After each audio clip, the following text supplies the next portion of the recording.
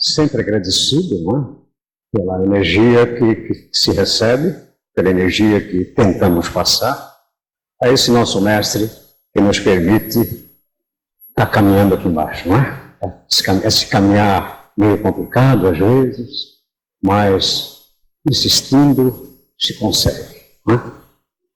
E a minha irmã, abençoada, proprietária de uma energia fantástica, me passa, ao abordar o tema amor, ela me fez com que eu retornasse, né? E lembrasse de uma passagem que dizia assim, um homem que caminhava numa praia, pensativo, preocupado, buscando algo, e as passadas dele, larga, nas areias clássicas dessa praia, se marcavam automaticamente. De repente esse homem para, ele olha para trás e observa que um filho, o seu filhinho pequeno, tenta colocar o pezinho nas passadas, nas pegadas dele, não é? Às vezes conseguia e não tanto em função do espaço, não é? Da diferença do espaço.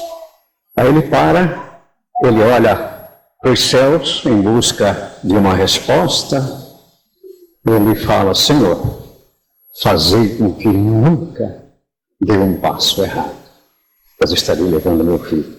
Então, obrigado, minha irmã, por me voltar a essa passagem, né, que fala desse grande homem, né, desse grande mestre, e que diz assim, né?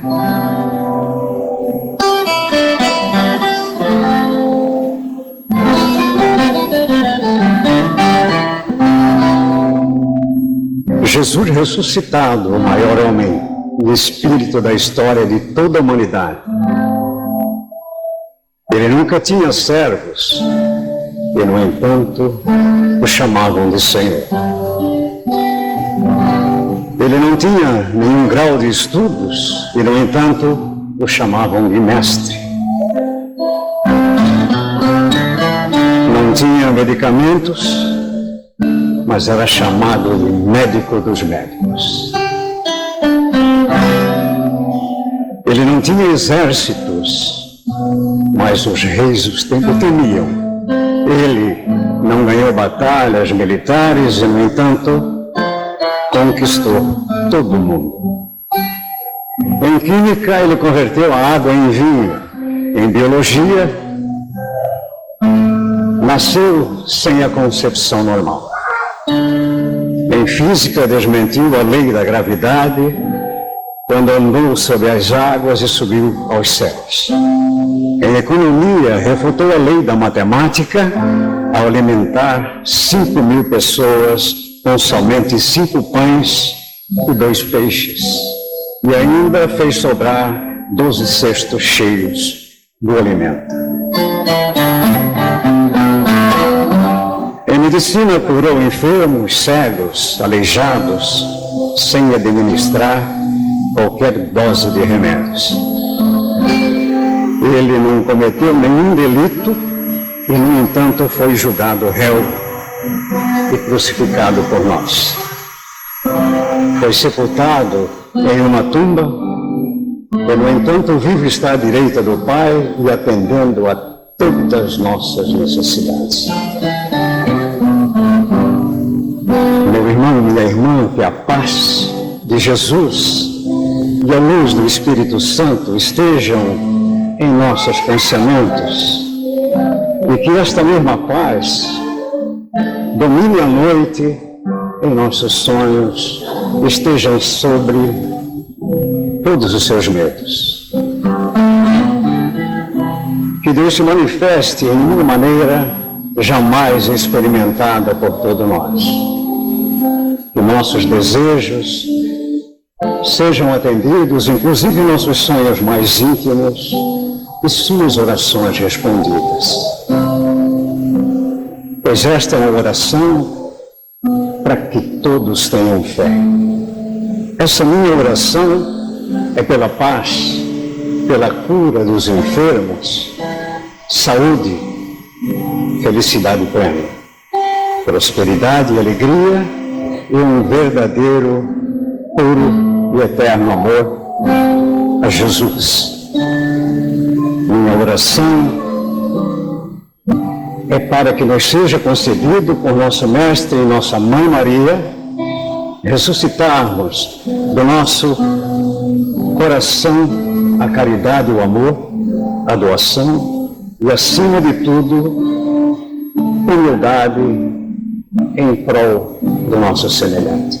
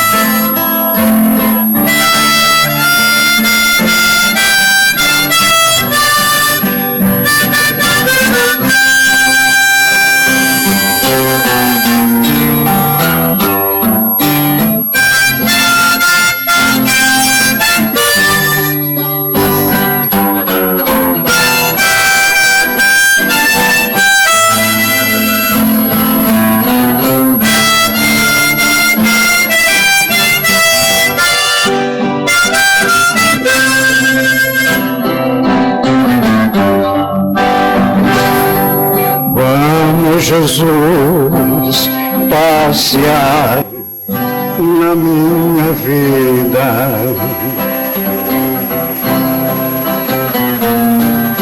Quero voltar aos lugares em que fiquei só.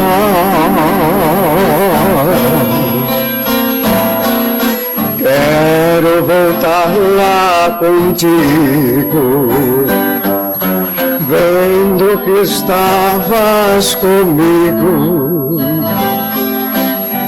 Quero sentir o teu amor a me embalar. Cura, Senhor, onde dói.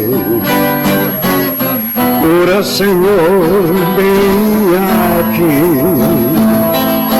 Cura, Senhor, onde eu não posso ir. Quando a lembrança me faz muito sofrer, eu sinto que a espada da dor entra em meu ser.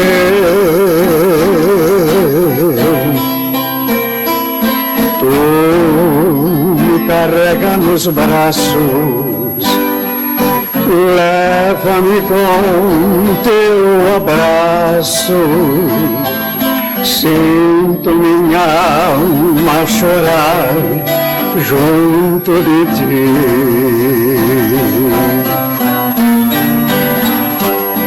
Cura, Senhor, onde dói. Cura, Senhor, bem aqui. Cura, Senhor, onde eu não posso ir.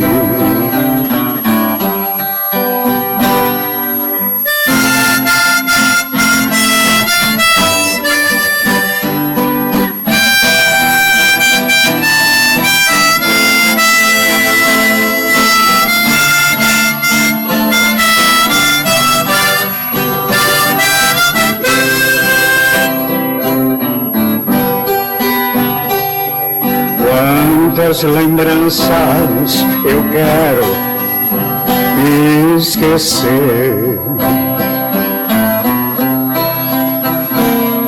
Afasta de mim o sofrimento, eu preciso viver. Que eu possa reencontrar a paz, aceitar toda a provação, que o bálsamo consolador resida em meu coração.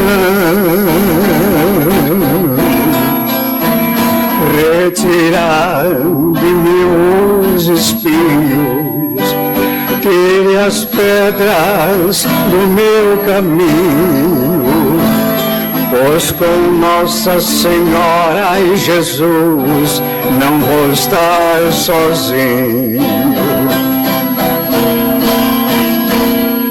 Cura, Senhor, onde dói, cura, Senhor, bem aqui. Cura, Senhor, onde eu não posso ir. Cura, Senhor, onde dói. Cura, Senhor, bem aqui. Cura, Senhor, onde eu não posso ir.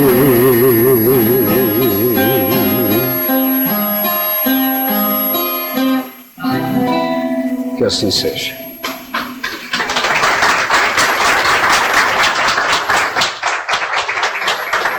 É incrível como a atividade espírita com a música, né, Rafael, ela nos internece, nos eleva, né? É muito importante a gente também ter essa concepção. Falando um pouco sobre o Rafael, natural de Sete Lagoas. Eu não gosto muito de currículo, mas a gente vai ler alguma coisa para saber quem é o Rafael, né? Na pré-adolescência, iniciou nos movimentos sociais do Centro Espírita Silva Jardim, na cidade natal de Sete Lagoas. Sua primeira palestra foi aos 16 anos, né? E já percorreu quase todos os estados brasileiros e também o exterior na atividade doutrinária, né? Estuda a doutrina como um todo, o Evangelho, as obras romanceadas de Chico através do nosso mentor Emmanuel, né? Faz dos ensinos de Paulo e também dos demais livros do Novo Testamento um referencial de vida. Integra o Portal do Saber, Portal Saber Espiritismo, da casa de Chico Xavier de Pedro Leopoldo, também em Minas Gerais, terra natal de Chico, né? Coordena estudos lá no Centro Silva Jardim, presidiu o Centro Espírita Cristão Irmã Débora Cristina, na cidade de Araçaí, em Minas Gerais, né? E hoje está inclusive com um trabalho com apenados, é isso, né? Desenvolvendo essa atividade. Leva a sua mensagem, a sua palavra ao movimento espírita brasileiro nas várias regiões e nos inspira, né, também com o seu conhecimento. Rafael Lemarão. Boa noite a todos. Que Jesus possa nos amparar, nos iluminar e que a gente consiga, em comunhão de pensamentos, ter um entendimento melhor sobre o tema que os nossos irmãos propuseram para que fosse falado nessa noite. E é grande a minha alegria estar aqui com um amigo do coração, Gilvan, cada um de vocês, que certamente são reencontros, né, espirituais, e principalmente para termos a oportunidade em recordar do Evangelho, em recordar daquele cristianismo primitivo, porque é esse o grande objetivo da doutrina espírita. Perguntaram uma vez a Chico Xavier qual era a melhor definição, a definição mais objetiva de espiritismo. E Chico Xavier, de forma simples, respondeu: Espiritismo é Jesus de novo no coração do povo. E ainda complementou dizendo que não há, na história da humanidade, nenhum personagem que substitua o Cristo em nossos corações. E nós precisamos aproveitar a mensagem espírita para bem compreender aquilo que o Cristo nos revelou. A mensagem de Jesus é a grande revelação da vida. E o Espiritismo tem por objetivo restaurar esta mensagem na sua pureza primitiva. E hoje, segundo o que foi proposto por vocês, nós vamos falar do trabalho social no cristianismo primitivo. Porque se Kardec disse, fora da caridade não há salvação, o que Chico Xavier tão bem exemplificou na prática da caridade, nós costumamos a entender, enquanto espíritas, que nós precisamos também prestar um trabalho social a alguma comunidade que estejamos inseridos, seja dentro da casa espírita ou ainda na nossa vida útil. E a gente começa a perceber que se nós, espíritas, precisamos praticar o trabalho social, E se nós, espíritas, buscamos entender e praticar o que o Cristo ensinou, como deveria ter sido os trabalhos sociais no cristianismo primitivo? E aí vai ser a nossa reflexão da noite. Trazer os trabalhos sociais do cristianismo primitivo naquelas várias igrejas que funcionavam, em especial a Casa do Caminho, e fazer um paralelo com cada uma daquelas atividades com as atividades existentes na casa espírita e tentar entender o que é essencial, o que sustenta um trabalho cristão. Porque muitas vezes nós somos muito levados através da consciência coletiva. Então, se o movimento espírita vai muito hoje em dia para o lado de congressos, estudos, palestras, reunião mediúnica, congresso, estudo, palestra, reunião mediúnica, a gente vai achando que está certo. E a gente para, nesses momentos de reflexão do cristianismo primitivo, e começa a perceber que nós precisamos copiar da fonte viva, que é o Cristo.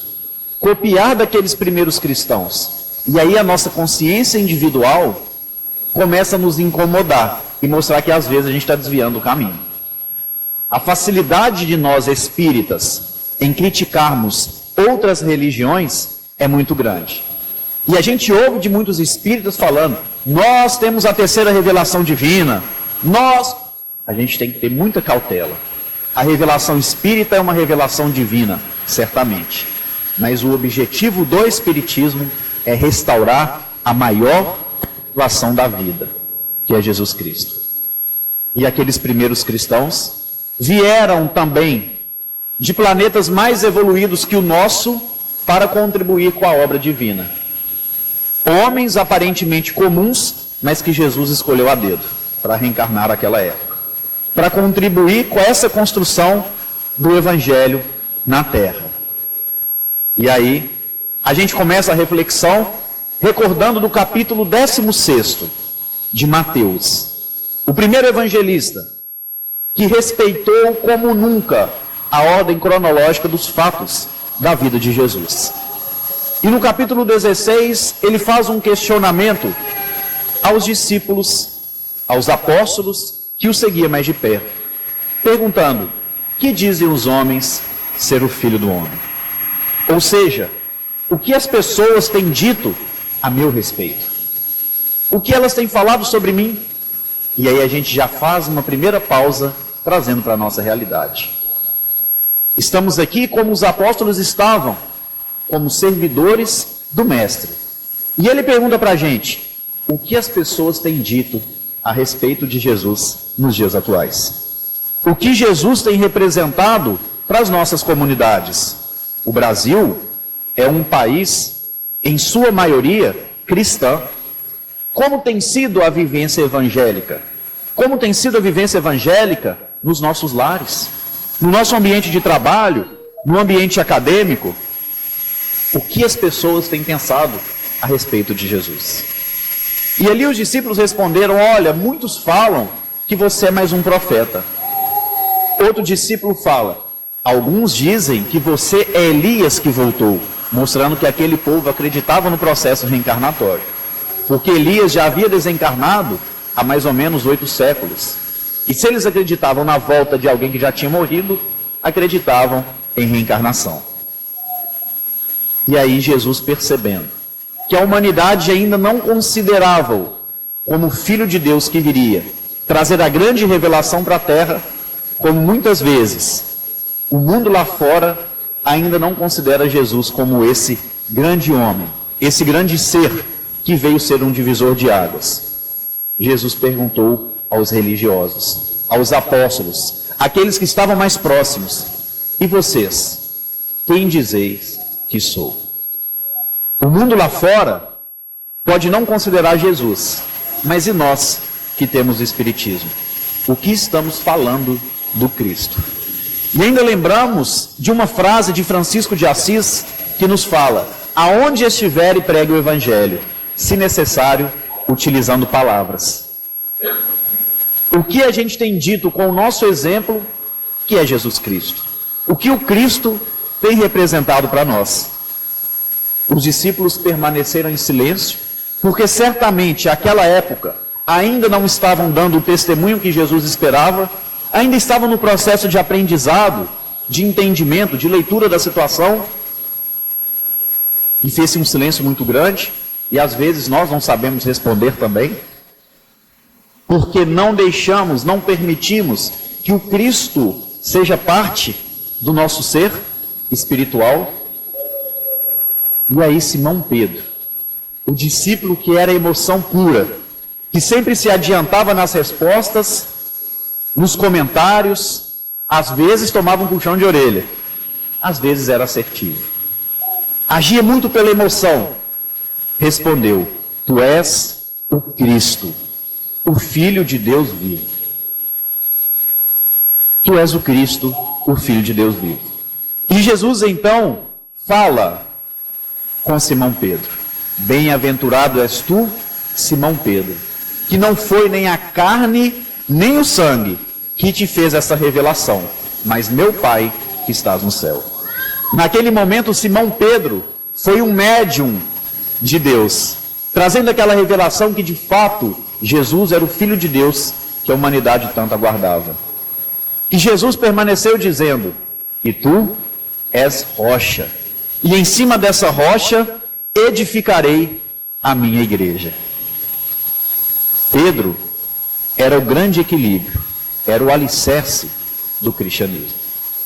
Não que os outros apóstolos, não que os outros seguidores de Jesus não tivessem importância, mas Pedro tinha a característica da liderança. Pedro tinha a característica de organizar os trabalhos. E Jesus confiou nele a igreja do cristianismo. Após a crucificação, portanto, Pedro funda a Casa do Caminho, o primeiro templo cristão da história da humanidade. Porque a época em que Jesus passou na terra, não existia o cristianismo. A religião era o amor.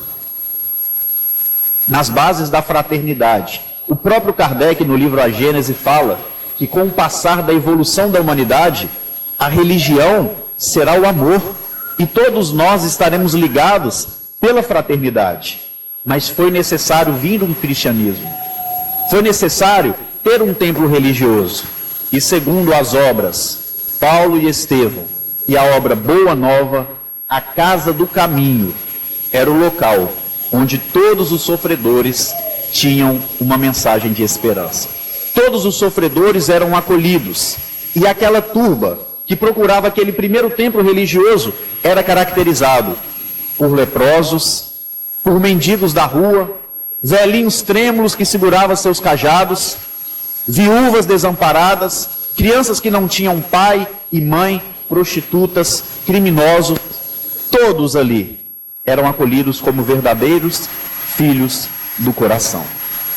E aí, através dos trabalhos da Casa do Caminho, confiadas por Jesus a Simão Pedro para ser o pontapé inicial dos trabalhos, nós vamos refletir sobre o processo de construção do trabalho social do cristianismo primitivo.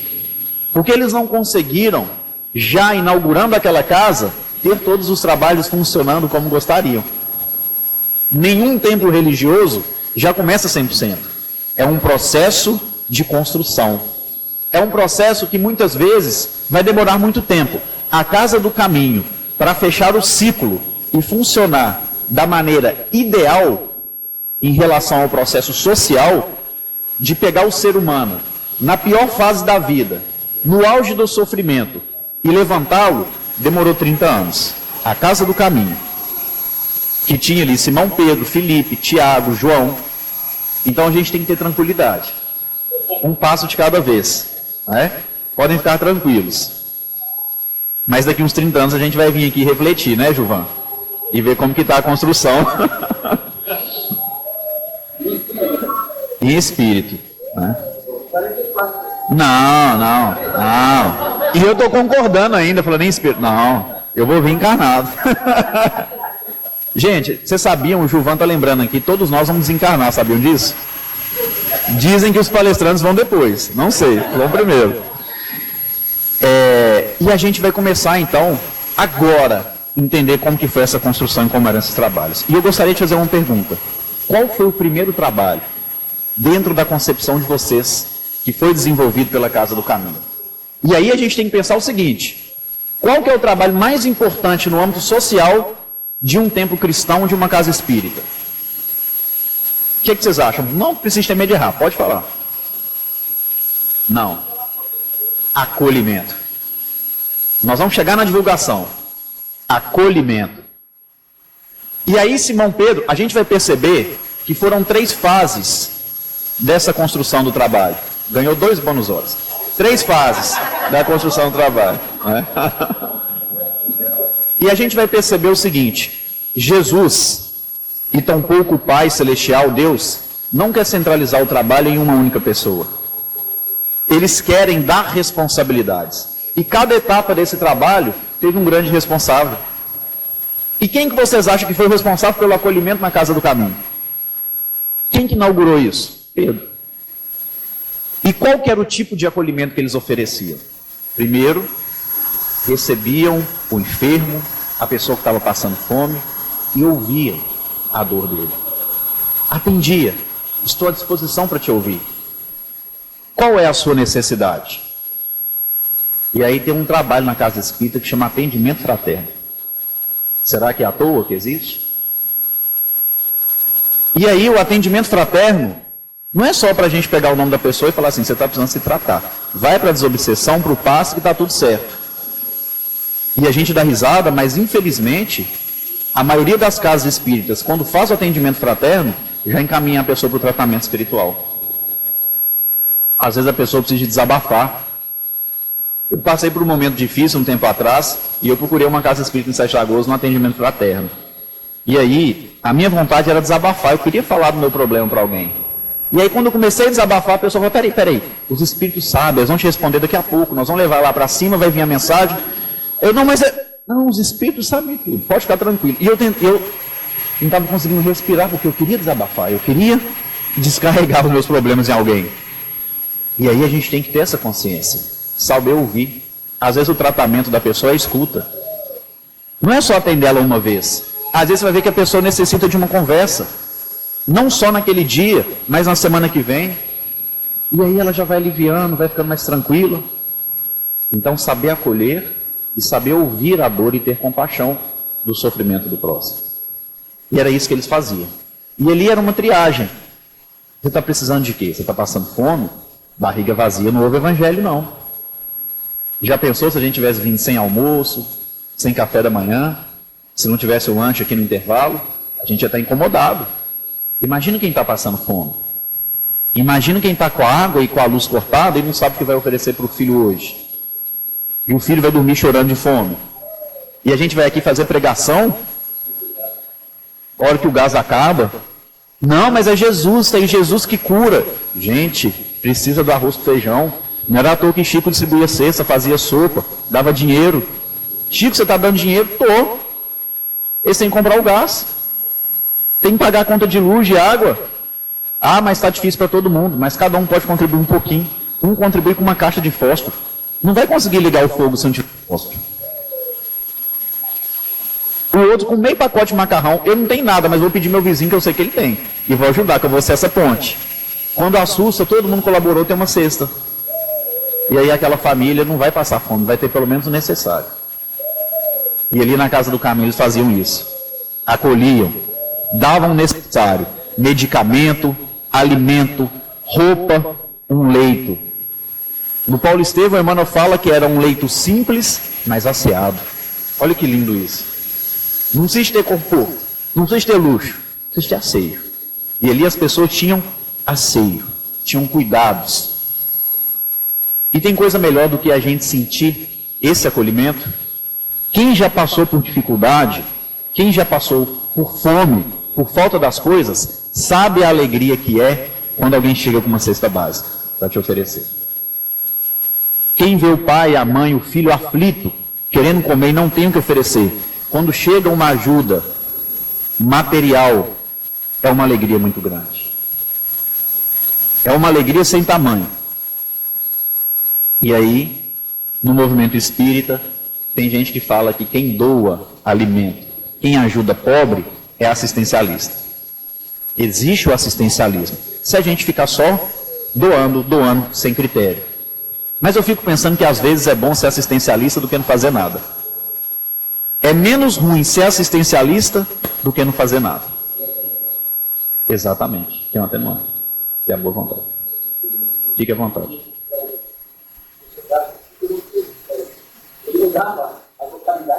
Exatamente. E o Chico era veiaco, né, mineiramente falando. Ele sabia de tudo, né? E ele era difícil passar o homem para trás, né? Inclusive, no livro Lindos Casos de Chico Xavier tem um relato do meu avô, que presenciou junto o Chico, em Pedro Leopoldo. Eles estavam caminhando e chegou um homem alcoolizado, pedindo ao Chico Xavier um passe. Ô Chico, me dá um passe. O Chico tirou o dinheiro e falou assim: toma um, depois a gente conversa. O Chico sabia das coisas. Eu não estou falando que a gente tem que incentivar a bebida. E o Chico não quis dizer isso. Mas talvez o Chico viu lá na frente que ele não fizesse isso, aquele homem poderia chegar agressivo em casa, poderia ter cometido um crime. E que aquilo ali, talvez o passo não ia adiantar nada naquele momento, né? Então o Chico tinha muito isso. E às vezes nós somos falsos moralistas. O Chico, por exemplo, quando visitava uma cadeia pública, todas as vezes que ele chegava na cadeia pública, Emmanuel falava a mesma coisa para ele. Ele estava cansado de saber. Emmanuel aparecia e ele sabia que ia falar isso. Emmanuel apontava para os irmãos encarcerados e falava assim: Chico, a diferença deles e de nós é que o crime deles já foi descoberto e o nosso ainda não. Somos todos criminosos diante das leis de Deus. Atire a primeira pedra àquele que tiver sem pecado. Se não fosse isso, a mulher teria sido apedrejada. E às vezes a gente vem com um discurso falso moralista, sem saber o que é passar fome, sem ter compaixão com a dor do próximo. Chico falava: a casa espírita começa pela cozinha. O que ele estava querendo dizer com isso? Supra as necessidades materiais, para depois falar do Evangelho. Então tem todo um procedimento. Acolhe, veja as necessidades. E é engraçado que um determinado tempo lá na Casa do Caminho, e lá funcionou por mais ou menos 2 anos, só com assistência material. Não tinha pregação do Evangelho. Era só assistência material. E aí a casa começou a ficar super lotada. Olha que interessante essa informação. Quando nós estamos percebendo que o dinheiro está sendo insuficiente, temos que repensar. Se está escorrendo pelas mãos, tem alguma coisa errada. E ali começou a ficar super lotado, porque era só o assistencialismo. Tinha o acolhimento, que já é um grande passo, mas estava parando aí. E aí a casa ia ficando super lotada. Todo dia aparecia um necessitado novo. Além dos quase 50 que já estavam alojados na Casa do Caminho, 50 pessoas, na hora das refeições, fazia-se uma fila extensa do lado de fora, dos mendigos, das pessoas que passavam fome, que vinham buscar um alimento. E aí estava começando a ficar insustentável. Aí chega um carroceiro, vindo da cidade de Jope, com 2 moribundos. Um em fase terminal. Em fase terminal, levaram porque não tinha jeito de cuidar dele. E aí Tiago abriu a porta. Tiago viu e falou assim: ô meu irmão, você não repara não, trazendo para a linguagem mais atual ainda, mas pode voltar, porque aqui não tem espaço não. E o carroceiro, que era cristão de Jope, ficou triste com aquela notícia e voltou com os 2 e pensou assim: eles vão morrer, porque lá não tem nada o que fazer por eles, aqui tinha recurso. E aí, o que aconteceu? Eles começaram a sair daquele local, da porta da Casa do Caminho. Tiago foi fechar a porta e chegou Pedro, o discípulo da emoção. Falou assim: para onde que esse pessoal está indo? Está indo embora. Não vai embora não, a casa está super lotada. E aí naquele momento, Simão Pedro falou uma frase maravilhosa: o Cristo a quem sirvo nos recomendou que acolhêssemos todos os filhos no sofrimento. O Cristo a quem sirvo nos recomendou que acolhêssemos todos os filhos no sofrimento. E por que a gente não acolhe como deveria acolher? E aí a gente começa a perceber que, enquanto espíritas e cristãos, a gente não tem um amor, que a nossa irmã muito bem explicou. Porque a gente não consegue acolher todo mundo. Se a gente vai fazer um trabalho com um morador de rua, em levar alimento, a gente evita ir nos que usam droga. Ah não, aquela turma ali, eles têm o hábito de usar droga, lá eu não vou. Eu vou nesses aqui que são mais tranquilos. A gente vai no hospital para visitar parente, conhecido, amigo, e a gente não vai para visitar um desconhecido. Muitas vezes a gente nunca foi numa penitenciária. E o próprio Cristo recomenda, visitai, aliás, estive preso e foste me visitar. E Paulo escreve aos Hebreus, visitai os presos como se estivesse preso com eles. Não é só visitar, visitai como se estivesse preso com eles. Isso é fraternidade. Esse é o sentido do amor. Acolher todos os filhos no sofrimento. E o sofrimento está nesses locais. E às vezes a gente espera eles virem. Tem uma passagem muito bonita também no Paulo Estevão, e a gente piora ainda o quadro de vida deles. E tem uma passagem bela no Paulo Estevão de Gamaliel, quando foi conhecer a Casa do Caminho, doutor da lei. Quando ele chega lá e vê esse trabalho de acolhimento, sabe qual foi a primeira conclusão que ele tirou e que Emmanuel expressa no livro? Jesus e os seus seguidores inauguraram na Terra a verdadeira fórmula da benemerência social. Deixaram de fazer a pregação da virtude só através dos púlpitos e das cátedras confortáveis e foram ao campo de ação. Então a verdadeira fórmula da benemerência, da caridade, do amor ao próximo, é sair do louvor e ir no campo de ação, empregar as nossas mãos no trabalho do próximo. João, no livro Jesus no Lar, pergunta a Jesus como nós deveríamos entender a oração. Como um louvor, um agradecimento ou como um pedido? E aí Jesus fala, por prece, ele perguntou oração, e Jesus fala, por prece devemos entender todas as vezes que o ser entra em contato com seu Criador, através do pensamento. Então, seja para agradecer, para louvar, para pedir, todas as vezes que a gente faz conexão, nós estamos fazendo uma prece. E aí Jesus complementa, mas a oração é o Filho, que está com um pensamento ligado ao Pai, mas que coloca as suas mãos em benefício do próximo.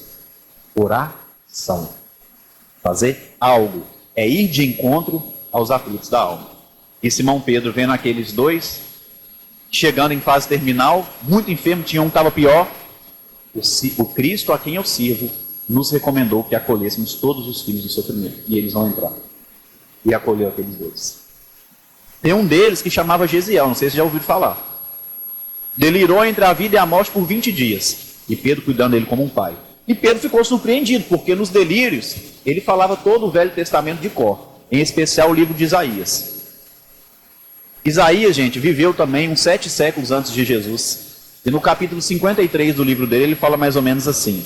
O Filho de Deus nascerá de uma virgem. Até aí tudo bem, tem muita profecia que fala isso. Homem de dores, ninguém mais sofreu que o Cristo. Experimentado nos trabalhos, trabalhou pela humanidade inteira na vida pública, e dos 12 ao 30 trabalhou pela família, na carpintaria com José. Segundo o livro Boa Nova, no capítulo 2. O pessoal fica querendo saber o que Jesus fez dos 12 ao 30. Trabalhou. Comeu pão com o suor do próprio rosto, como qualquer homem do mundo faria. Como Chico Xavier, por exemplo, fez, e foi homenageado ao se aposentar, recebendo do Ministério da Agricultura uma homenagem por ter se aposentado sem nunca ter tido uma falta do trabalho profissional. Primeiras obrigações da terra. E Jesus cumpriu isso. Homem de dores, experimentado nos trabalhos. Isso Isaías escreveu 7 séculos, 700 anos antes do nascimento de Cristo. Como um cordeiro será levado no meio de lobos. Padecerá entre 2 criminosos, mas enxugará para sempre as lágrimas da face da terra, porque trará para a humanidade a mensagem da imortalidade. Olha o que é sentir o Cristo. Imagina como deve ter sido aquele jovem Gesiel que estava entre a vida e a morte, acolhido por Pedro, repetindo essas profecias no delírio da sua febre, demonstrando o conhecimento que ele tinha espiritual. Talvez o próprio Isaías era o guia espiritual daquele jovem, ou poderíamos falar até de um processo reencarnatório, mas o fato é que a ligação de Gesiel e Isaías foi sem igual. Não encontramos nenhum outro personagem Exato. Não encontramos nenhum outro personagem na história do cristianismo, que teve uma afeição com Isaías, que conheceu o profeta Isaías como ele. E o profeta Isaías foi o profeta que mais sentiu a presença de Jesus.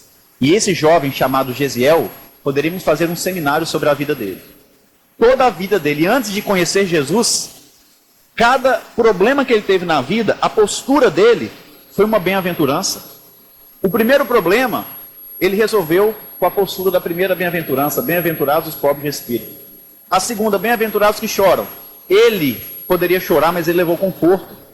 E aí vai a vida inteira pregando na sequência cada uma das bem-aventuranças. E aí num pedacinho da vida dele, onde que ele está preso, junto com a irmã e com o pai, ele fala: minha irmã, eu creio no Messias Redentor. Ele virá restabelecer todas as coisas, dará paz aos tristes, levantará os oprimidos, tomará com amor todos aqueles que padecem de sofrimento do coração, porque ele trará para a humanidade a verdadeira lei da justiça, do amor, da caridade e do perdão. Quem sabe, Abigail, ele já não se encontra entre nós, porque Deus opera em silêncio e nunca concorre com as vaidades da criatura da terra. Em um parágrafo, ele resumiu o que Jesus ia fazer. Não, isso já é a encarnação dele atual como Gesiel. Então vejam a sintonia entre o espírito de Gesiel e o espírito de Isaías, sentindo a presença do Cristo e vivendo o evangelho sem conhecer ele. Por isso que, com certeza, ou Isaías era o guia, ou era o próprio profeta que estava reencarnado. Exatamente, porque no livro A Caminho da Luz, Emmanuel vem nos falar que mais ou menos 1000 anos antes do nascimento do Cristo, ele começa a aproximar do planeta Terra. Por isso que os profetas que vieram 1000 anos antes do nascimento de Jesus profetizavam a vinda do Filho Salvador. Os que vieram num tempo maior do que esse, apenas profetizavam a mensagem de esperança, de fé e de um Deus único. Eles passaram a sentir a presença do Cristo com a aproximação espiritual de Jesus. Os profetas eram médiuns evangelizados, segundo Emmanuel. E ali, aquele homem, seja num delírio que trazia o conhecimento atual que ele tinha de Isaías, ou então trazia reminiscências do passado, surpreendeu Simão Pedro. Imaginem só, a Casa do Caminho poderia deixar de acolher a... Estava superlotada, não tinha dinheiro, não tinha recurso. E mesmo assim não deixaram de acolher. Quantas pessoas a gente já não deixou de acolher ao longo da vida? E quem são essas pessoas que adentram a casa espírita? Eu sempre tenho dito uma passagem linda do Evangelho, quando Jesus fala aos apóstolos: estais admirados com o que eu tenho feito? Vocês podem fazer isso e muito mais. Ou seja, todo mundo aqui é um pouquinho de Gesiel. Todo mundo aqui tem a essência do Cristo, porque todos nós chegaremos a ser um espírito puro. Por que não acreditar em todo ser humano? A gente tem que ter um hábito de olhar mais nos olhos, passar confiança em todos aqueles que cruzam os nossos caminhos. Todo mundo tem um potencial muito grande. O próprio Paulo fala na carta aos Coríntios: é dado uma diversidade de dons, cada um para ser utilizado da maneira mais útil. O objetivo é sempre o mesmo. Os trabalhadores do Cristo parecem um corpo, segundo Paulo. E cada um é um membro, um é o braço, outro é a orelha, outro o nariz, outra a boca, outro as pernas. E se faltar um desses membros, o corpo vai ficar com defeito e não vai caminhar direito. E não vai fazer o que precisa ser feito. Vamos enxergar mais os dons das pessoas. A gente enxerga só o defeito, só o problema, só a dificuldade. E ali, Simão Pedro tinha essa característica. A característica de quem quer acolher os irmãos em sofrimento precisa ser acreditar em cada um que chega como sofredor. Ele se reestabeleceu. Aquele homem não desencarnou. Ele foi curado por Pedro, que tratou como se fosse um filho. E no dia que ele estava melhor, Pedro chamou ele para ir lá fora conversar. E Emmanuel, muito poético, fala que as sombras de tamareiras frondosas. E eu, muito curioso, fui procurar as tamareiras. E aí o que eu fiz? Vi algumas fotos no Google do que era uma tamareira, como que é uma tamareira. Olha que legal. E aí eu coloquei assim: ruínas da Casa do Caminho. E tem lá as ruínas da Casa do Caminho em Jerusalém, dessa primeira igreja. E sabe o que tem até hoje em volta das ruínas? Tamareiras. Olha o que é Emmanuel. A precisão histórica. Inclusive eu queria fazer um paralelo, não costumo, não gosto, aliás, de falar coisa pessoal, mas isso é para falar algo do Chico. Eu tive a oportunidade de fazer os caminhos de Paulo na Itália. E aconteceu um fato muito interessante, que eu pegava o livro Paulo Estevão, os pontos que Paulo havia passado, junto com o Ato dos Apóstolos, e ia visitar cada um deles, para ver como era e gravar pequenos vídeos ali contando o que ocorreu. E uma dessas passagens aconteceu um fato interessante, é que lá Chico fala que Paulo chega em Roma através de uma porta. Na época do Império Romano era cheio de muralha em volta de Roma e tinha as portas de entrada. E ele chega pela porta Capena. E eu procurei essa porta Capena de cima para baixo. São nomeadas, exato. E eu procurei essa porta e não achei. E perguntava guia, e perguntava um, outro, pesquisava na internet, não existe a porta Capena. E eu pensei assim, mas está perdoado, um erro só do Chico, né? Todo médium erra, todo médium é falho. E aí eu fui para o Porto de Ostia, que é o local onde Paulo, já no final da vida, recebe Pedro e João. Uma cena maravilhosa, que também está no Paulo Estevam. E aí, na hora de voltar, lá em Minas Gerais tudo é trem, viu, gente? Pega esse trem aqui para mim, tá vendo aquele trem ali? Só que lá eu peguei o verdadeiro trem, um trem. Só que eu peguei o trem errado, né? E aí o trem parou num lugar que não tinha mais como ir, era o final da linha. E lá no final da linha do trem, eu vi que o nome da estação era Porta São Paulo. E eu sabia que existia a Porta São Paulo. Já que eu estou aqui, deixa eu ver se tem alguma igreja de Paulo, alguma coisa assim, né? E tinha uma porta lá em ruínas, né, da época do Império Romano, e tinha uma plaquinha enferrujada, com escrito lá do século XIII. E hoje é muito bom que tem um Google Tradutor. A gente pegou o que estava naquela plaquinha, enferrujada, né, em latim, e a gente descobriu que estava escrito assim: Atual Porta São Paulo, Antiga Porta Capena, no século XIII. Então acho que Chico fez eu pegar o trem errado, porque eu achei que ele tinha errado, né? E aí a gente vê esse homem de quarta série, que foi esse médium para trazer de forma tão cristalina essa história do cristianismo e tão fiel, e que a gente pode confiar demais. Kardec, sem dúvida, nosso codificador, e Chico é o continuador. Então, na dúvida, gente, vamos ficar com Jesus, Kardec e Chico, que o caminho seguro. Né? E aí, nas tamareiras frondosas, improvisaram um banco e foram conversar. E Pedro, muito curioso, falou assim: meu filho, vem cá. Como que você conhece tanta coisa do Velho Testamento, o profeta Isaías, de que tribo você é? As tribos, né, judaicas. E ele falou: eu sou da tribo de Issacar. E de fato eu venero todo o Velho Testamento. Mas o profeta Isaías eu venero muito mais, porque ninguém fala da vinda do Salvador como eu. E aí Simão Pedro sorriu e falou assim: mas você não sabe que o Salvador já veio? Naquele momento Estevão deu um pulo. Gesiel deu um pulo e falou: e dizes? Sim, o profeta Nazareno já veio, Gesiel, e nos trouxe a mensagem de Deus para todos os séculos. Olha que lindo. O evangelho não é de Jesus, é de Deus. O profeta Nazareno já veio e nos trouxe a mensagem de Deus para todos os séculos. Então não tem nenhuma mensagem que vai substituir o Cristo. Não tem nenhum personagem que substitua Jesus. O Espiritismo tem que restaurar essa mensagem numa linguagem atual e nos fazer compreender a essência do Cristo, que substitua o Cristo em nossos corações. E aí a gente começa a perceber o tanto que a gente precisa valorizar Jesus também em nossas vidas. Quando Estevão, Gesiel, ainda era Gesiel, assustou, Simão Pedro ofereceu para ele o Evangelho de Mateus. E aí Emmanuel faz um comentário interessante, porque ele não leu o Evangelho. Ele devorou. Ele devorou. E à medida que ele ia lendo, ele ia repetindo as profecias de Isaías. Lia um acontecimento e falava de Isaías. É verdade.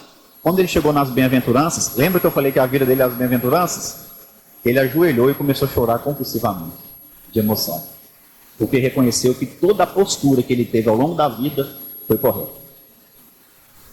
E ali, as bem-aventuranças era o selo.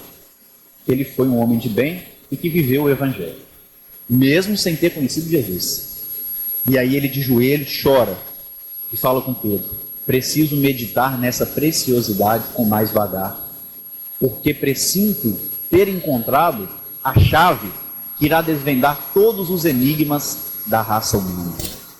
Olha que lindo isso. Com pouco tempo, a Casa do Caminho começou a ter um grande pregador. Antes disso, porém, João, que também contribuiu, que também tinha esse espírito de liderança, chamou Simão Pedro para uma conversa em particular. E falou com Pedro o seguinte: Pedro, tenho percebido que a casa está superlotada, nós não estamos dando conta. Mas te falo mais, o que Jesus nos ensinou não pode ser perdido. As sementeiras do Evangelho não podem ser desperdiçadas. E essa turma aqui não está conhecendo Cristo. E Pedro falou, reconheço que a alma humana necessita do Cristo acima de tudo. Mas como que a gente vai fazer? Nós não estamos conseguindo nem cuidar dos doentes. Olha só, na dúvida eles cuidavam do enfermo. Nas dúvidas ele aliviava a dor do corpo físico. As primeiras necessidades. E aí João, com muita sabedoria, falou assim, mas nós podemos aproveitar os enfermos que já estão melhores e colocar eles para colaborar conosco. Simão Pedro ficou animado, e às vezes a gente acha que as pessoas assistidas pela casa têm que ser assistidas para o resto da vida. Eles não têm potencial nenhum para estar aqui na frente fazendo uma palestra para dar um passe. Por que não? Por que não? Atos dos Apóstolos vem nos relatar esse momento que eu estou citando, falando que os discípulos da Casa do Caminho designaram 7 novos servidores, chamados diáconos. Sabe qual foi o último nome do 7? Olha o número 7 aí, fechando um ciclo. Estevão, porque Gesiel foi batizado como Estevão. Sabem qual era a tarefa de Gesiel, de Estevão? Pregar o Evangelho. Inaugurava ali, depois de 2 anos, o segundo ponto do trabalho social nesse processo de construção, que era levar o Evangelho ao coração daqueles que chegavam com fome, precisando de remédio, com frio, precisando de um leito, acolheu, supriu as primeiras necessidades, agora vocês podem ouvir o Evangelho. Olha a ordem dos fatores. E sabiam que lá, diariamente, à noite, eles falavam, né, de Jesus? Isso é importante a gente refletir, porque às vezes a gente estuda, vai num monte de seminário e a gente não ouve falar do Cristo. A parte filosófica, científica é maravilhosa, a gente respeita. Mas a gente precisa trazer Jesus. Jesus não é só um cara legal que passou na terra e fez umas coisas bacanas. Jesus é maior. Precisamos refletir no Cristo o tempo inteiro.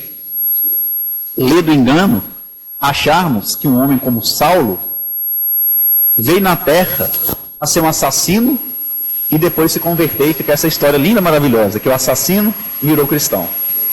Ele veio, como todos nós viemos, para ter uma reencarnação assertiva, para não errar, mas as nossas escolhas fazem com que a espiritualidade replanejem o nosso processo reencarnatório. Ele veio para acertar, errou, mas o primeiro convite dele não foi Jesus que fez em Damasco, foi o próprio Estevão, na Casa do Caminho. E o que caracteriza aquelas pregações foi essa pregação de Estevão na presença de Saulo, que a princípio foi por curiosidade, a convite de um amigo chamado Sadoc. E quando chegou lá, começou a desprezar todos os presentes. Já foi sentando na primeira cadeira e olhava para todos os outros e falava assim, quantos miseráveis, né? O que esse povo está achando que é, falando que tem a revelação divina, que o Filho de Deus é esse Nazareno? Olha só, leprosos, prostitutas, viciados, criminosos. E dava gargalhada. Se colocou acima dos demais. E quando Emmanuel falou que ele ocupava os primeiros lugares, ele não estava falando só da parte física. Ele estava falando de exaltação, de se colocar acima, à frente dos demais. Só que Jesus falava, aquele que se exaltar será humilhado. Aquele que for no festim e procurar os primeiros lugares, também passará vergonha. Porque vai chegar alguém mais importante e vai pedir para você sair daquele lugar e para...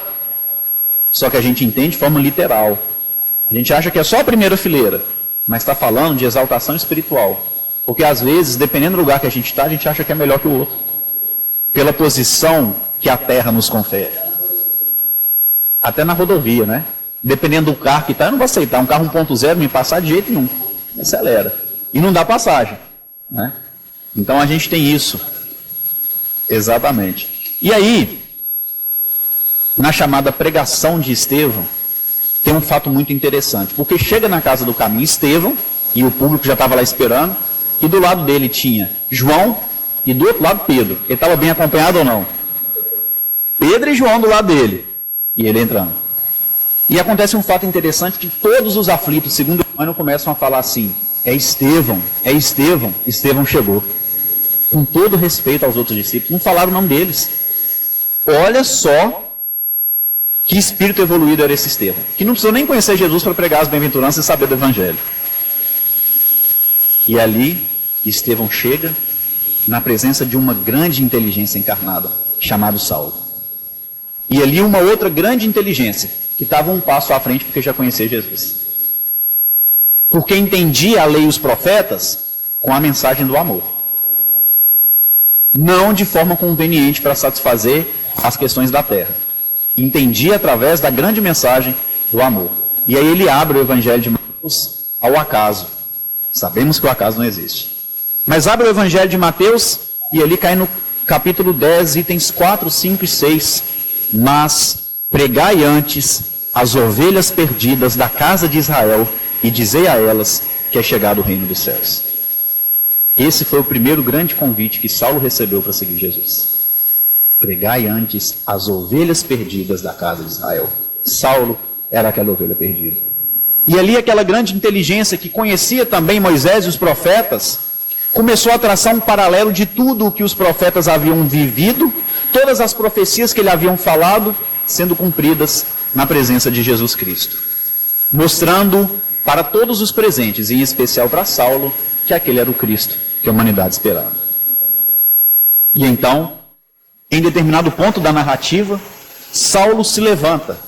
E quando Saulo se levanta, a gente lembra novamente de exaltar, que ele estava achando que estava acima dos demais. E ele ficou incomodado porque ele percebeu, pelo olhar dos presentes, que todo mundo estava acreditando naquilo que Estevão pregava. E como ele era um grande orador também, ele não admitia ter alguém melhor que ele.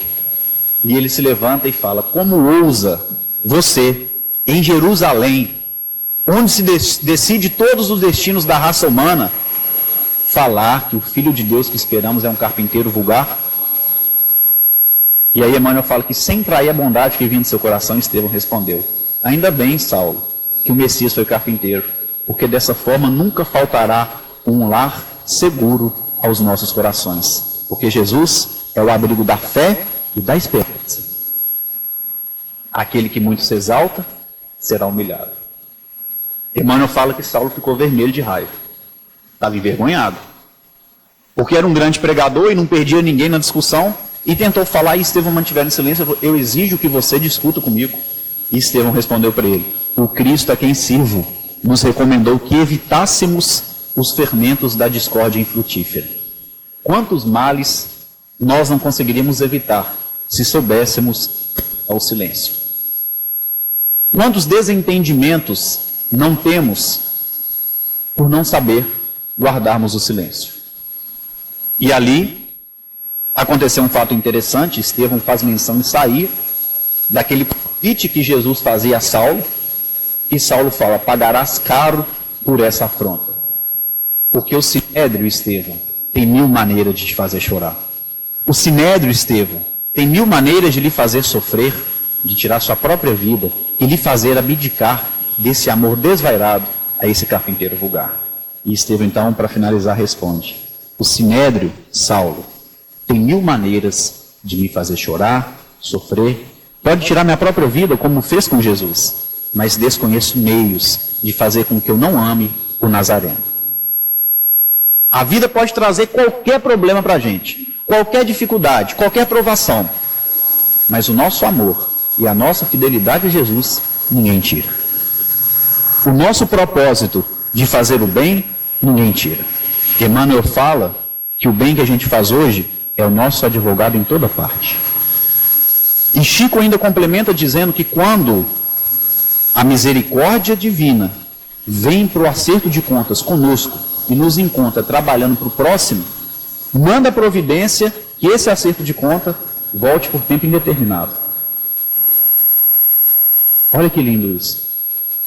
Protelado pelo amor. O amor cobre a multidão de pecados. Chico veio para viver 70 anos de idade. Foi até 92. Nós, muitas vezes, a gente vem para reencarnar até 80 e a gente vai para 60.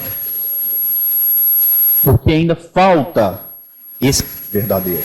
Sair da posição de esperar os aflitos chegar e ir em direção a esses sofredores. Visitar a cadeia, visitar o hospital, visitar o advogado. Isso incomoda. Falar do Evangelho incomoda. E Estevão, se retirando, ainda é parado por uma mãe com a sua filhinha de 16 anos. E aquela mãe fala o seguinte: Estevão, alguns anos atrás, fui curada por esse Cristo. E sei que você é um continuador da sua obra. Gente, olha isso. Quando a gente fala que é espírita, que é cristão, as pessoas nos enxergam como continuadores da ideia do Cristo. Quando a gente fala que é espírita, o povo fala assim, então você é caridoso, né? Que é aquela religião do Chico Xavier. Chico foi caridoso. Mas olha a nossa responsabilidade. Nós não somos. E aí, sei que você é um continuador da obra do Cristo. A minha filha não fala há 2 anos. E eu trouxe ela aqui porque eu sei que ela vai voltar a falar. Estevão ficou um pouco envergonhado.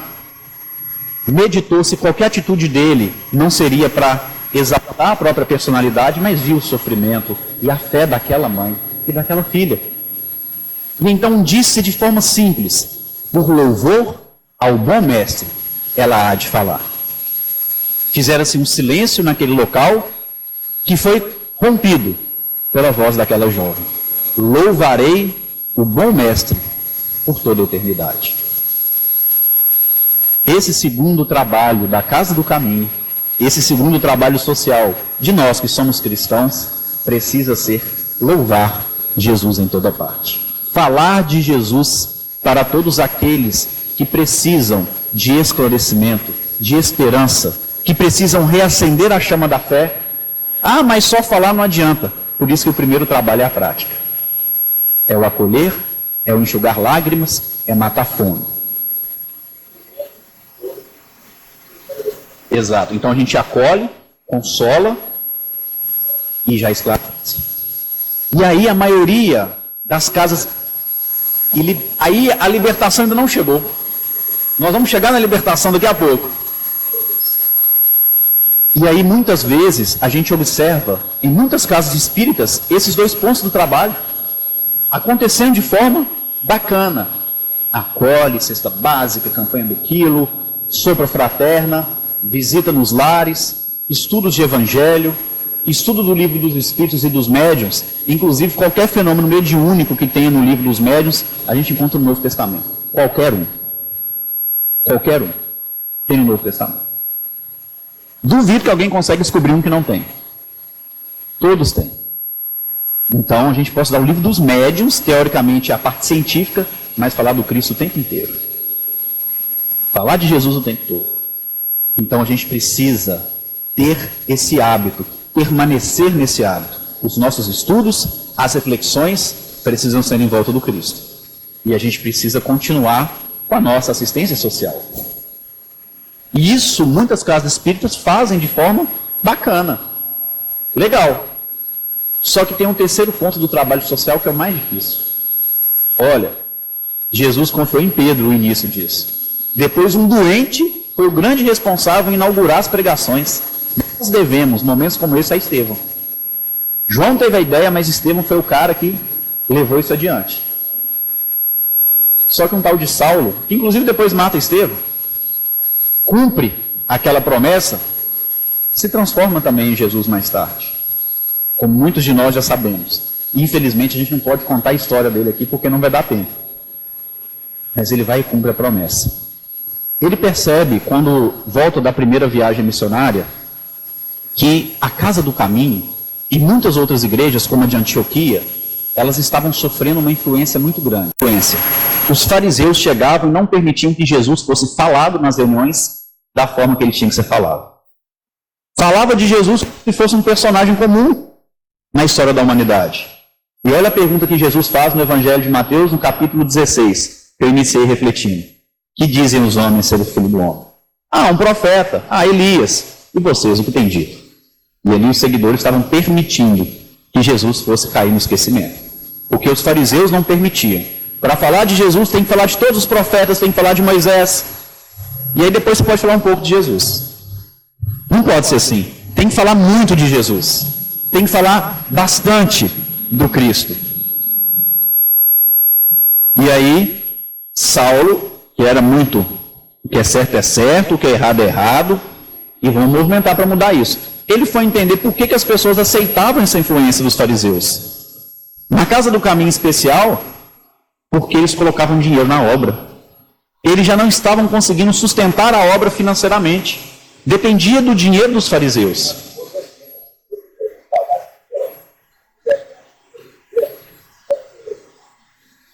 Exato. não tem a autonomia que poderia ter. E às vezes na casa espírita também é assim. Às vezes a pessoa que coloca o dinheiro na obra, que faz, tem que ser do jeito dela, porque se não for, não serve. Né? Então isso é preocupante. Tem sido normal. E aí, Paulo percebeu isso. E qual que seria a saída? Bom, se está ficando sobrecarregado, o problema não é o dinheiro que tem que colocar em excesso, o problema é por que esse povo não liberta. Está faltando libertação. Por que o pessoal ainda fica ali naquele ciclo vicioso? E aí, lendo essa parte do livro, né, e estudando isso, eu lembrei do trabalho nosso lá, que distribui sempre cesta básica. Tem uma casa chamada Silva Jardim, que faz um trabalho muito bonito social lá, e que eu também participo dela. E no trabalho do final do ano, distribuem lá, já chegou a distribuir 2.000 cestas básicas no dia de Natal, mas distribui ao longo do ano também para as famílias e tal. E eu vi que normalmente, na hora de a gente entregar a cesta, entregava a cesta e falava assim, até ano que vem. Gente, é a mesma coisa de falar com a pessoa assim, você vai continuar passando dificuldade, você vai passar o ano inteiro. Vai vir ano novo agora, você vai passar fome, vai passar dificuldade, e ano que vem eu vou estar aqui que eu sou caridoso, vou te dar outra cesta. E a gente faz isso. Vem a pessoa tomar sopa, até semana que vem, filho. Toma a cesta, mês que vem você volta. Exato, exato. E vejam bem, nós não fazemos o contrário, chega assim, olha, eu estou te entregando agora, mas a gente vai conversar ao longo dessa semana, ao longo do mês, a gente vai ver como que você pode fazer para que você caminhe com as próprias pernas. Eu não quero que você precise receber essa ajuda. Se precisar, estaremos aqui. Mas o ideal é que você não precise mais. A pessoa que chega assim e pega aquilo ali, ela vai embora assim. Mas quando ouve isso, ela vai animada, porque ela tem esperança de melhorar. Lá na nossa região é muito comum um trabalho chamado Clube de Mães. O Clube de Mães produz enxovais para gestantes que não têm condição. E o que eu fico observando lá no Clube de Mães é o seguinte, não da casa que eu frequento, mas de uma forma geral. A mãe que precisa do enxoval, procura o Clube de Mães. 13, 14 anos, engravidou, não tem condição financeira, vai lá e procura. Tem um enxoval quando a criança nasce. E aí, depois que tem o segundo, terceiro, quarto, quinto, sexto filho, sempre está batendo lá na porta. Por que da primeira vez o Clube de Mães não chama aquela mãe para aprender a costurar? A aprender a fazer o próprio enxoval, você vai ganhar, mas vem aqui para você produzir. Vem aqui que eu vou te ensinar uma profissão, porque isso dá trabalho. E a caridade tem que ser uma coisa mais fácil, não dá muito trabalho. E aí Paulo percebe que o problema não era o dinheiro dos fariseus. O problema era não entender e não fazer essa leitura. E aí Paulo faz a segunda viagem missionária, sabe para quê, gente? Porque ele falou, olha, esse pessoal precisa trabalhar. Mas como que eles vão trabalhar? Eles não sabem, precisam de aprender. Mas tudo bem, olha o que Paulo faz. A segunda viagem missionária, inclusive ele foi apedrejado, foi preso acho que 7 vezes. Em Corinto, quando ele foi preso, as 39 chibatadas do castigo no tronco, eles eram na boca dele, porque ele falava de Jesus, no rosto. Sabe o que aconteceu depois que ele tomou isso? Essa chibatada? Continuou falando do Cristo. Provavelmente sem dente, com o rosto transfigurado, e ali Emmanuel fala que ele teve o primeiro grande êxtase da vida dele. E despertou só no outro dia cedo, já sem dor. E ali, durante toda a segunda viagem, ele apanhou, foi apedrejado, foi preso, insultado, caminhou muito, passou fome, passou dificuldade, dormia ao relento, na maioria das vezes, mas ele tinha ali uma bolsinha, em todo lugar que ele passava um lugar, pegava uma pessoa com condição financeira boa, igual o Juvan, falava assim, Juvan, o que você pode colaborar com a gente? O Juvan vai lá, dava um dinheiro, passava no outro lugar e tal, e aí foi juntando a caixinha. E o mais interessante é que quando ele foi atravessar a cidade de Perge até Filipos, tinha um canal marítimo, tinha que atravessar de barco, ele não tinha dinheiro. Eu falei assim, gente, mas ele está arrecadando tanto, como é que ele não tem dinheiro? E Paulo ficou desesperado, ele começou a procurar serviço em Filipos para ter o dinheiro da passagem. O negócio estava difícil, desemprego lá, ninguém estava entregando. E eu falei, gente, eles têm um dinheiro ali, eles podem usar para eles continuarem a arrecadar mais lá na frente, né? Vou pegar 20 centavos da hora também. Precisarei comer o pão que estiver do próprio Deus. Está no Velho Testamento. E ali ele encontra o Lucas, que o amigo era médico, tinha condição tranquila, e o Lucas banca aquela viagem. Ele foi recolhendo para a obra de Jerusalém. Ele termina a segunda viagem, e segundo Emmanuel, ele entrega a Simão Pedro uma pequena fortuna. E ali ele orienta a Pedro a montar, e eles montam ao lado da casa do caminho um galpão em grandes proporções, onde era ensinado oficinas de trabalho àqueles que estavam na casa do caminho. E aí eles fecharam os 30 anos. Acolhiam, supriam as necessidades fisiológicas, materiais, ouviam as lamentações, pregava-se o evangelho, aprendiam o caminho de Deus. E com aquele novo trabalho inaugurado por Saulo, que era o perseguidor, olha como que Jesus recicla e aproveita todo mundo. Acredita em todos. O doente foi o segundo marco, e o assassino serial killer foi o terceiro. E a gente às vezes ouve falar, bandido bom é bandido morto. Exato. Já pensou se o Cristo tivesse pegado um pedaço de pedra e tacado na cabeça de Paulo, no caminho de Damasco? Você não serve não, você tem que estar morto. Jesus não incentivava, mas ele amava. Pegou um criminoso, um serial killer, para ser o perseguidor dessa vida. Sem falar de outras coisas que Paulo fez, que passa a ser uma grande referência, é que foi ele. Ele foi a grande referência do cristianismo, a partir desse momento. Exatamente. Interessante. E a partir da segunda viagem, eles já começam a pedir conselho para Paulo. E Pedro, inclusive, quando recebe essa fortuna, Paulo, na segunda viagem em Corinto, quando ele apanha muito, ele começa a psicografar famosos epístolas. E Jesus aparece para ele e escrever internamente dele. Mas para isso, ele usa um médium no mundo espiritual. Olha que lindo isso. Jesus não passou mensagem direta para ele, não. Teve um médium. Esse médium chamava Estevam. Estevam tinha ligação direta. Por isso que eu acho que se Isaías fosse filho dele, ia ser Jesus, Isaías e Estevam. Muito profético dessa reencarnou. Isso é ligação direta. Sentia Jesus e passava informação para Saulo. E quando ele chega e entrega, Pedro ainda fala tudo assim: a gente tem recebido suas cartas. Ela tem sido disputada por todas as comunidades cristãs. E nela reconheço Cristo. Pedro, e olha que Paulo não contou aquele sonho para ninguém, que Jesus chegou para ele e que ele escreveu. E Pedro falou: o autor dessas cartas foi Cristo. Era um criminoso. Mas também, gente, começou a fotografar depois que Jesus apareceu para ele. Foi 17 anos de trabalho. Para começar a trabalhar com a mobilidade cristã. Um trabalho cristão. Verdadeiramente cristão. Sacrificando a própria vida. Aí depois de 17 anos você está pronto agora para a mediunidade. E às vezes a gente quer fazer a casa para pegar. Não fica esse processo. Inclusive a igreja de Corinto, Emmanuel descreve como funcionava a igreja que Paulo também tinha, uma das igrejas que ele tinha. Eles falam: a igreja de Corinto acolhia todos os filhos que se encontravam no sofrimento, oferecendo a eles alimento, medicamento, roupa e leite. E Emmanuel, muito didático, colocar essa informação em primeiro ponto, se ela não fosse a primeira necessidade de quem chega no tempo religioso. E aí ele continua: todos os dias tinha a pregação central do Evangelho em que se falava de Jesus. Então acolhiam, se presenteavam e falavam de Jesus. Após a pregação central, aqueles que não eram habituados ao dom da profecia, ou seja, os médiuns, eles iam para uma sala próxima para trabalhar com magnetismo e com a cura. Eles davam paz. Durante os trabalhos de magnetismo e cura, Emmanuel continua: todos entravam em silêncio absoluto. O silêncio fazia parte dos trabalhos do cristianismo primitivo. Hoje, na casa espírita, tem que ter uma plaquinha: silêncio é prece. Ele não sabe respeitar a hora do silêncio. E ali no silêncio, Emmanuel falava que todos buscavam absorver aquilo que era falado pelo pregador central a respeito de Jesus.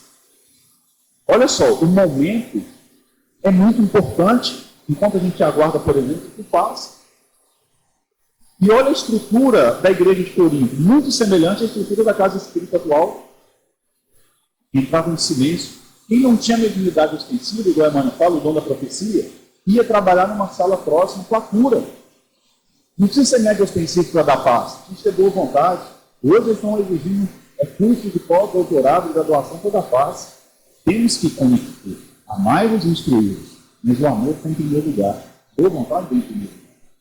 Coração. E aí no final ele fala, e ao final da noite, os profetas costumavam trazer mensagem para Moisés. E ele ainda conclui dizendo que os profetas do cristianismo primitivo, da antiguidade, são os médios evangelizados dos dias atuais. Então não é qualquer médio, não. Os médios evangelizados dos dias atuais. Mediunidade está tudo. Primeiro, acolhimento, supra as necessidades, fala de Jesus, faça isso. Entre na reflexão. E já em Jerusalém, Paulo inaugura um outro ponto de trabalho, que é ensinar profissões. Uma pessoa chega doente, dependente, precisa do dinheiro da obra para se alimentar, precisa do leito, ouve Jesus, mas já aprende uma profissão e caminha para a sua profissão. E talvez até contribua financeiramente no futuro para a própria obra. Esse é o pensamento do Senhor. E esse terceiro ponto é que a gente tem mais dificuldade na casa espírita. Ensinar profissões. Os evangélicos fazem isso muito bem. Por exemplo, eu não estou falando que a gente tem que fazer isso na casa espírita, tá? Mas o que eles fazem? Eles têm uma reunião, às vezes por mês ou a cada 15 dias, entre os chefes de família, as pessoas que estão querendo e estão com dificuldade no trabalho, por exemplo, eles se reúnem e falam assim, olha, eu trabalho com mídia digital. Aí o José Roberto chega e fala assim, eu trabalho como corretor de imóvel. E o outro fala assim, eu faço comida para fora. Eu faço salgado, eu faço isso. E o outro fala assim, eu entrego água e gás. Olha só, às vezes a gente não sabe o que os nossos companheiros espíritas fazem. Então, se eu sei que o companheiro entrega água e gás, toda vez que eu vou precisar, eu vou chamar ele para incentivar. Todas as vezes que eu precisar de um design gráfico, eu vou chamar aquele amigo espírita, que eu sei que ele faz. Isso não é pecado. É a gente ir.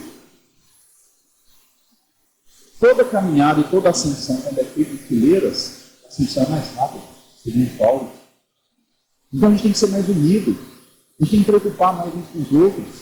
Às vezes tem um trabalhador da casa espírita passando dificuldade, e tem muita gente que pode contribuir, não dando nada de bombejado.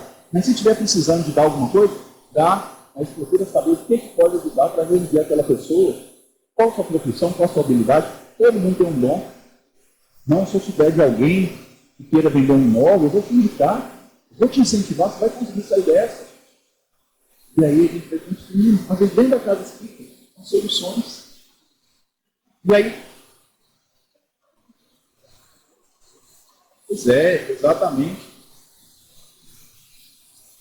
Isso é muito importante. Isso é muito importante. E a gente precisa ser mais unido nisso. E outra, às vezes a pessoa vai ter uma gratidão tão grande que ela vai falar assim, olha, eu sou muito bom em vendas. E aquela casa ali, eu vou dar um curso de vendas, vai assistir da casa.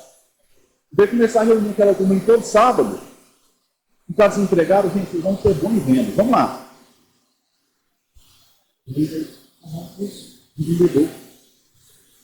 E aí percebem que a casa, ela vai ter paz, porque o próprio Paulo fala, onde há trabalho há riqueza, mas onde há cooperação há paz. O processo social do cristianismo primitivo foi uma construção. Na casa espírita, a gente não tem que achar que o espiritismo já está fazendo tudo certo. Nós temos que construir embasados no cristianismo nascido, com a nossa vida. E digo mais, às vezes esse processo de saber medir o que eu vou entregar material, no momento de falar de Jesus, ensinar, trabalhar. Às vezes esse processo a gente não está conseguindo fazer com os filhos. Damos muito mais que deveríamos dar, a parte material, não falamos do Cristo e não obrigamos a trabalhar. E aí isso se ensina de jovens, de depressão, frustração, nunca ouviu não sabe uma profissão, sempre fez tudo, não conhece Jesus. E para a gente conseguir desenvolver isso na casa espírita, nós temos que primeiro fazer a nossa família. Porque aqui nós somos um reflexo de lá, não o contrário. Vamos fazer isso bem feito lá, para a gente ter uma consciência maior. Percebe a importância de estudar o cristianismo primitivo? Lá a gente bebe água limpa, na fonte.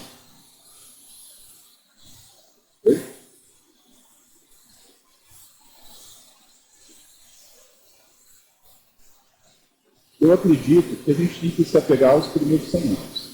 Porque é onde nós temos as informações. O resto são informações ainda de fontes que a gente não pode confiar 100%. Né? Talvez a gente espete o ciclo ali naquela época de Inácio de Antioquia. No primeiro século, realmente. E aí, a gente começa a perceber que o Espiritismo é uma doutrina maravilhosa, porque só o Espiritismo oferece isso lá. Conhecereis a verdade, e a verdade vos libertará. Tem um amigo nosso que deu tudo, o professor Alberto, que costuma falar: conhecereis a verdade, e a verdade vos incomodará. E eu espero que todos vocês saiam daqui incomodados, assim como eu já estou. Porque se a gente sair muito, a gente tem que sair confortável, esclarecido, mas com um incômodozinho, a gente pode fazer um pouquinho mais. Que Jesus possa nos amparar, nos abençoar. Obrigado pelo carinho de todos, pela receptividade, e que Cristo possa iluminar essa casa e a vida de cada um de vocês. Obrigado.